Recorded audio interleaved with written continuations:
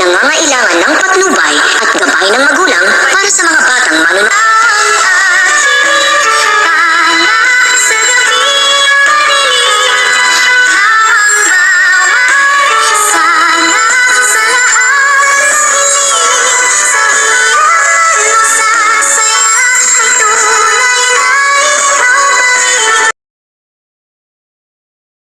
Hello everyone, magandang araw po sa lahat ng taga-subaybay ng Abot Kamay na Pangarap. Nasabi nga nitong ni Nurse Ivan dito sa kila Aling Susan na ito nga si Annalyn at ang kanyang mga kasamang doktor ay na-lockdown nga doon sa isang ospital kung saan ang nag-lockdown ang barangay na yun dahil nga ay nagkaroon nga ng isang sakit na kumakalat doon na tinatawag nga nilang Ebola na epidemya nga at nag-alala nga itong si Diyosa at itong si Aling Susan para ka dito kay Annalyn at wala na nga silang magawa dahil nga ay nag-lockdown na nga doon sa ospital na yun pati na rin yung barangay na yun na nasasakupan nga noong ospital na yun at ito nga si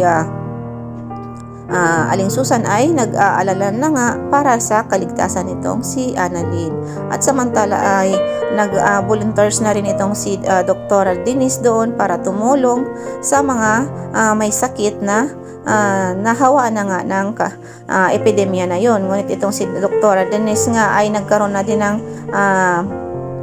sakit at nahawaan na rin siya ng epidemya na yon at pati na rin itong si Michael at ito nga si Michael ay nagdasal nga sana nga lang daw ay bigyan pa siya ng Diyos ng mahaba pang oras para makasama niya at mapatawad siya nitong si Denise at ito nga si Michael nga ay nagpropose nga dito kay Denise na kung maaari ay pagkasalan siya itong sa unang pagkakataon itong si Denise ay nireject nga itong proposal na nitong si Michael. Ngunit sa bandang huli ay pumayag na rin itong si Denise na pakasalan siya nitong si Michael.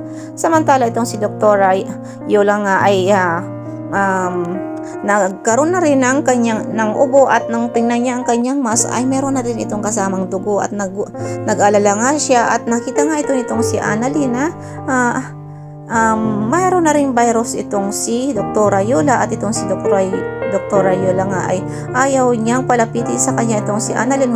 Ngunit itong si Annalyn ay nagpumilit na tulungan nga itong si Dr. Yola para mabigyan siya ng lunas. Ngunit itong si Dr. Yola ay matigas na wag lumapit sa kanya itong si Annalyn at baka daw mahawa itong si Annalyn. Itong si Annalyn ay sinabi niya dito na siya nagyaya dito kay Yola kaya obligasyon niyang tulungan itong si Dr. Yola para mabigyan siya ng lunas sa kanyang sakit na nahawa nga dito sa epidemya na ito.